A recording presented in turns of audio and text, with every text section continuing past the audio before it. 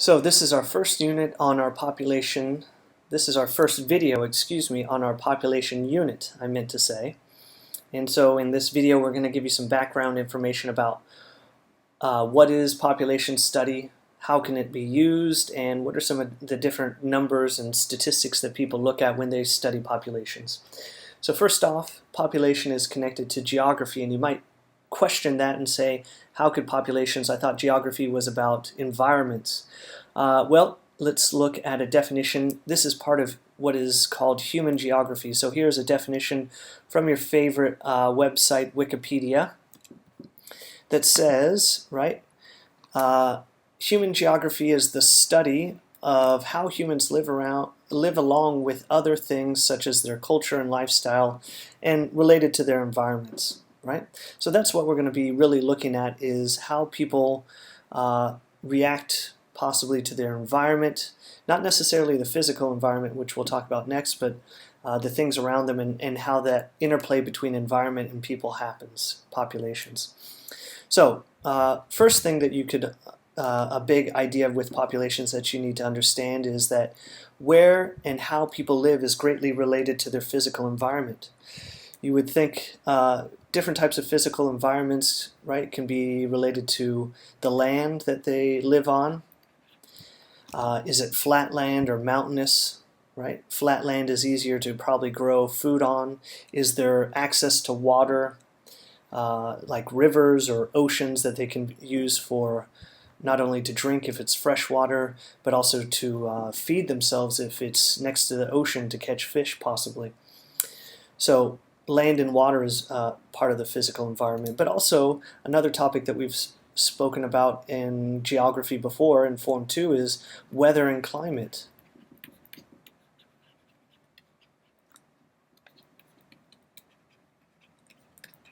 So the weather and climate can affect people, where people choose to live.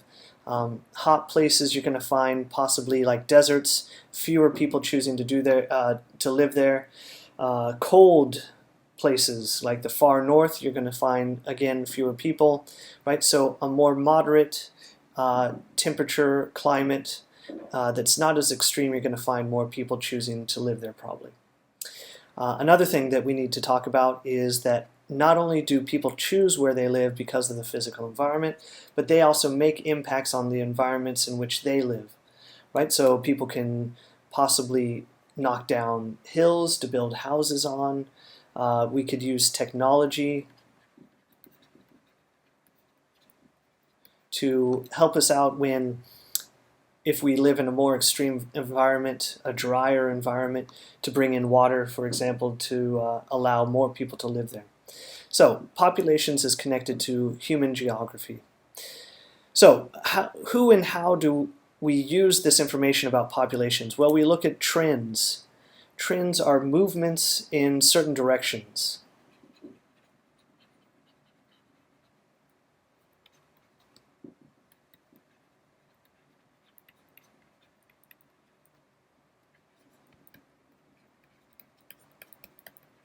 So movements in certain directions, and you can have fashion trends, trends in music, trends in art, but we're going to talk about population trends. So which way is a population going? Is it growing or is it declining? And this is important to certain groups. Let's look at a couple groups that might want to use this information about population, which way, which direction they're moving in. One could be governments, right? Obviously, governments are important. They want to know how many people are in their country because they might have to think about the future. How are they going to feed people? So if you have too many people, where's your food going to come from? Or water, fresh water is important too.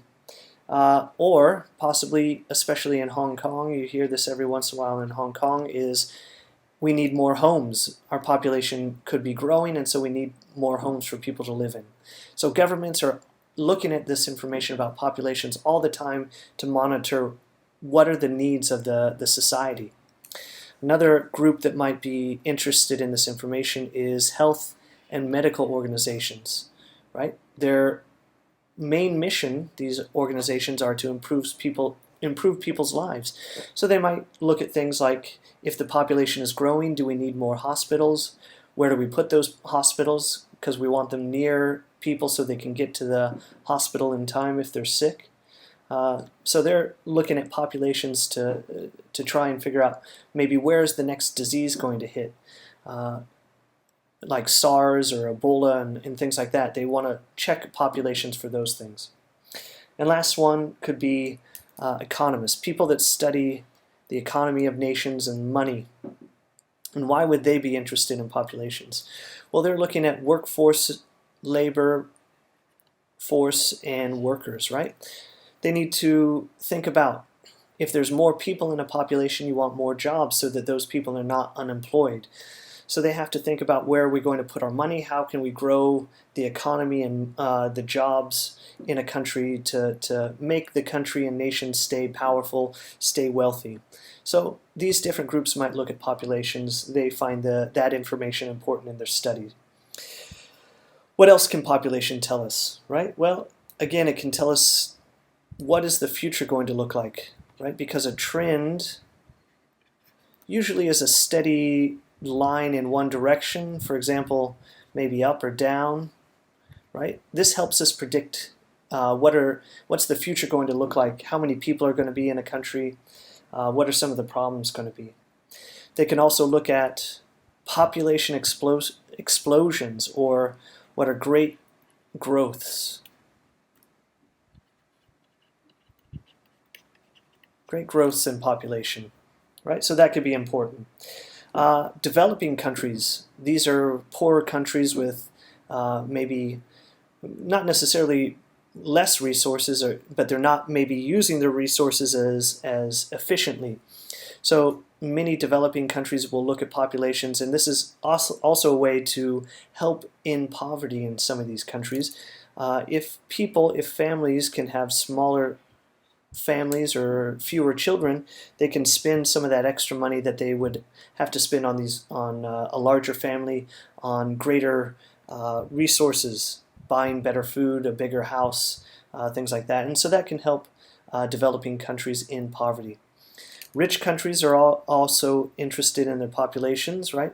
Like we said with economists, because they want to protect their wealth of their country, their power, and so you need to plan for the future. Are we going to have enough people to fill jobs? Or are we not going to have enough? So we're going to have to look outside of our own country, maybe for immigration. And then last thing that people want to look at is, right, if you have a large population, for example, with China, the United States, India, is that going to cause a strain on natural resources and cause an imbalance with the number of people and the resources that you have? And this can cause disasters, right? Famines if you don't have enough food or water, environmental disasters if people are not keeping the environment clean, there's too many people for the environment that they live in. So people want to look at those things to understand how can they help the future, how can they help their countries grow. So your first task is going to be now to look at these vocabulary words. Pause this video, look at the vocabulary words, write them down in your notebook, find the definition, and then once you've done that, you can come back to the video, unpause it, and then we'll carry on.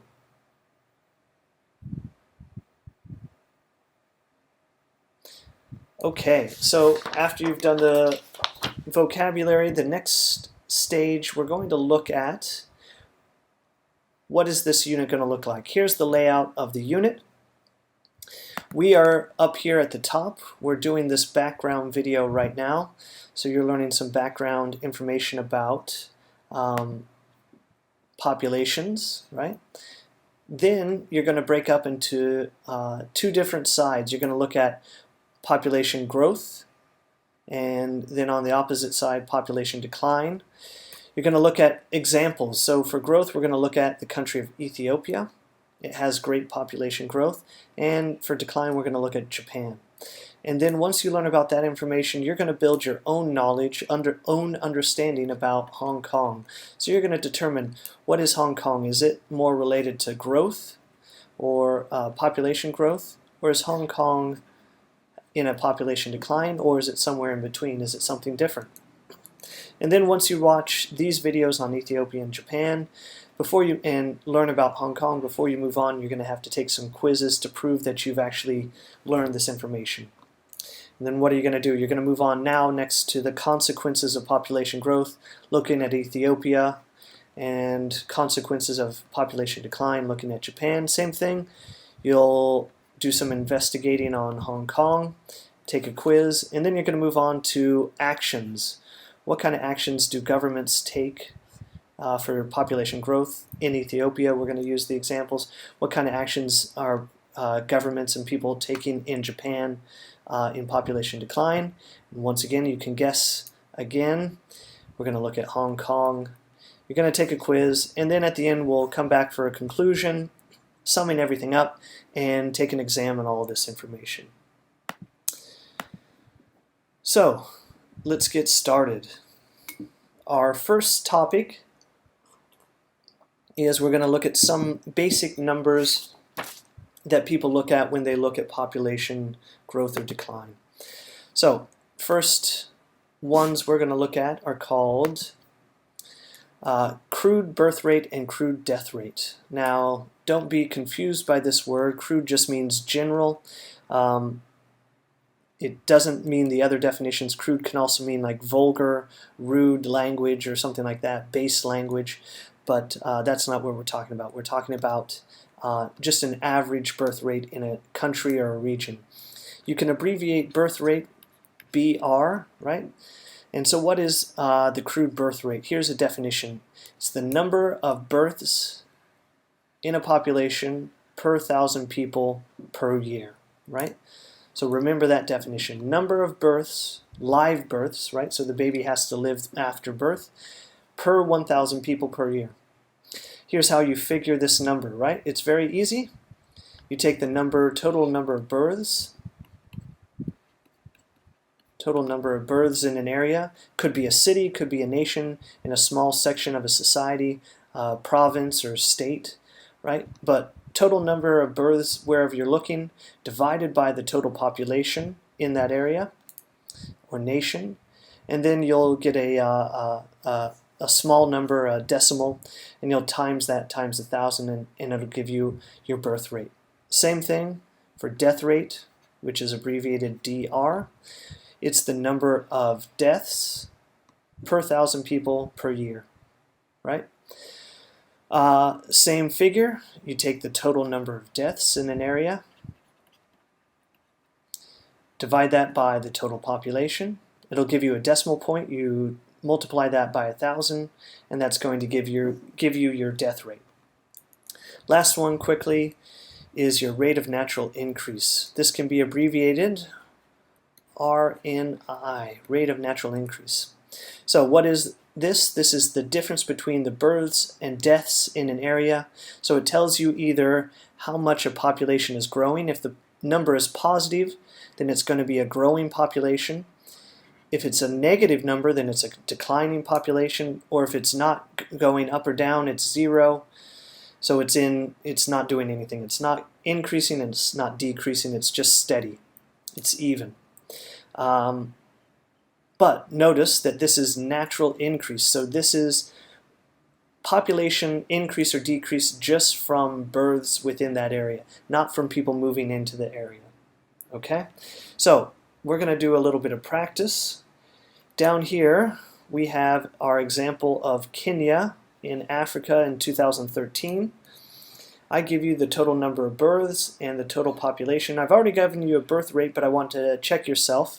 I want you to pause the video and figure out for yourself what is the birth rate. Check my answer to see if I'm correct. When you've got your answer, you can unpause the video and we'll discuss it.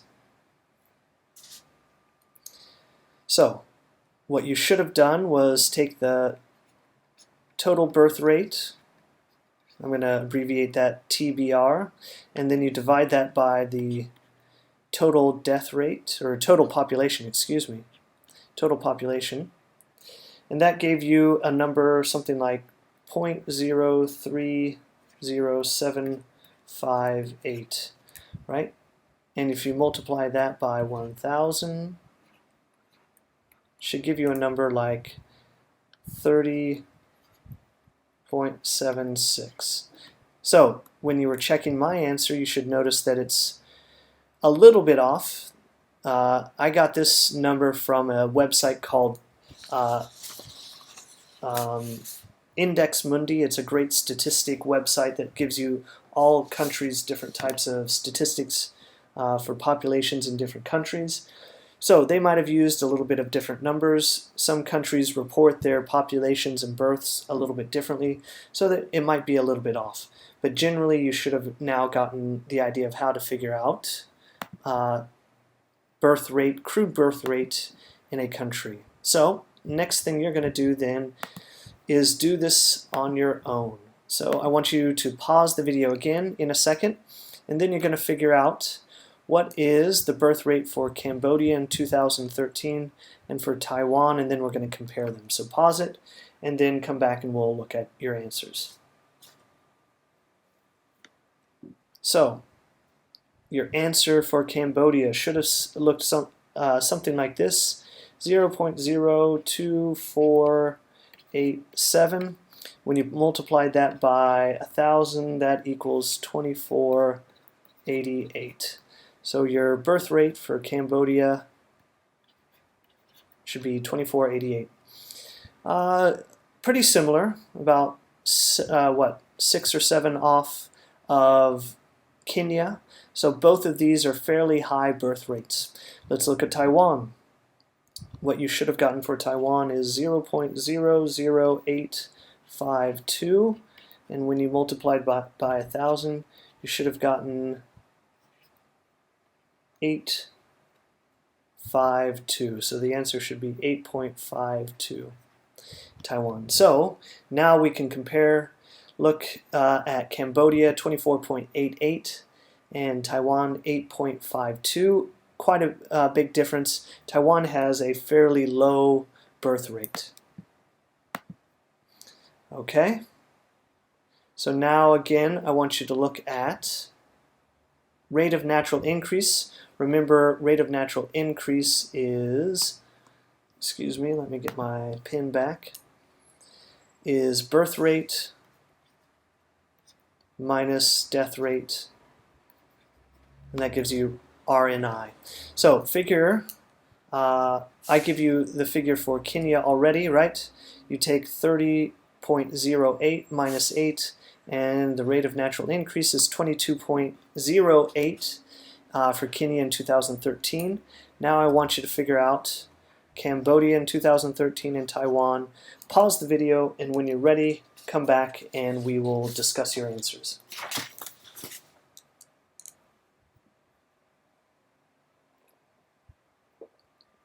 So your answer for Cambodia should have been 18.88, and Taiwan is 1.78. So again, comparing Kenya and Cambodia, both have fairly high rates of natural increase. So their population is growing. Both Kenya and Cambodia have a growing population from natural increase. People are having children, children are surviving, so the population is growing through that. Taiwan is also has a growing population. It has a positive number, right? But it's very close, almost very close to 0. So it's a very slow population growth. Where Kenya and Cambodia are having a higher, faster growth, Taiwan has a slower growth, but still positive. Okay, so last thing before we get into some homework is looking at population density. So first off, population distribution. You should understand that most of the world is water. Very little of our Earth is actual land. But on that land that we live on, humans, right? We only live on about 10% of the land surface that is available for us to live on, right? Think back to those environments. They're what are called extreme. environments. Those are deserts, cold deserts like the north and south poles where nobody can live, very few plants grow. So these are extreme environments where few people choose to live, possibly. Even within that 10%, right, most humans are not evenly spread out. They're concentrated in specific areas of better natural resources. Understand that some countries have high populations and some have small populations. So you think of China with 1 billion people, more than 1 billion people now, and India also with high populations, and then smaller countries with smaller populations. If you look up the Scandinavian countries, they have very small populations related to the size of their land, the land surface of their nation. So those people within those populations, whether they're high populations, large populations, or small, you're going to get a even within that uneven distribution of people or uneven number of people living in any certain area. So this could be from many different reasons, like we talked about: physical environments, deserts, rivers, mountains. Fewer people are going to live around deserts and mountains. They're a little bit harder to live in. Around rivers might be a little bit more easier and have more resources for people. So people are going to concentrate themselves around better physical environments. It could also have something to do with level of technology that improves life. So we already mentioned Beijing is a very dry region. If you can bring in water, it allows people to live there. So the last topic that we need to look at in this video is, population density. Right? So population density, this number that we'll get, gives you an idea of the number of people living in a certain area, in a defined area. What is population density? Well, population density is if you take a country, this is going to be a very quick, fast, poor drawing of the United States, and you take that country and you divide that country or area up into equal size boxes, right? And then you took the whole population of the nation and you divide people out equally in each one of those boxes. How many people would you have in each box? And so this gives us some idea of if a population is crowded or very few people in a population given an area or not. Just tells us how dense the population is. So here is the equation to figure this out. Population density is total number of people in an area. This could be population, total population, divided by the total land area, right? So what would this look like? So remember that you have people in a box, and each one of these boxes has to be the same. So it could be, for example, 1 kilometer squared, right?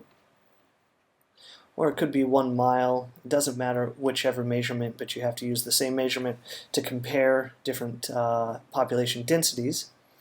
So a very sparse populated area might look like this, right? You might only have maybe 2 or 3 people living in each box.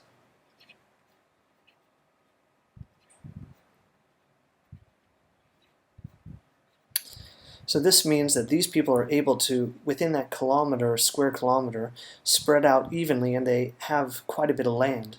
Now it doesn't tell us population density number itself doesn't tell us how big the nation is, how big the population is.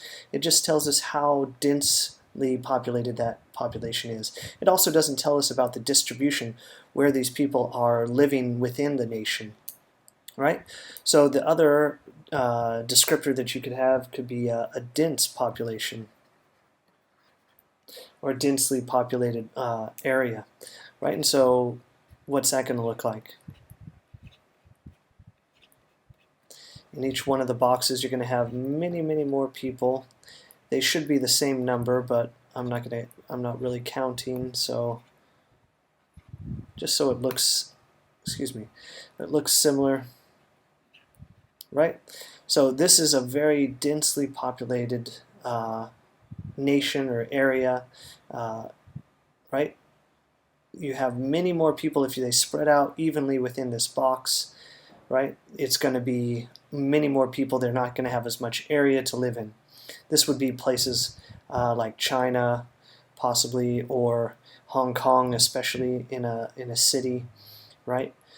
Sparsely populated nations could be places like the Scandinavian countries again, Canada in the north, very few people considering the amount of area, land area that Canada has.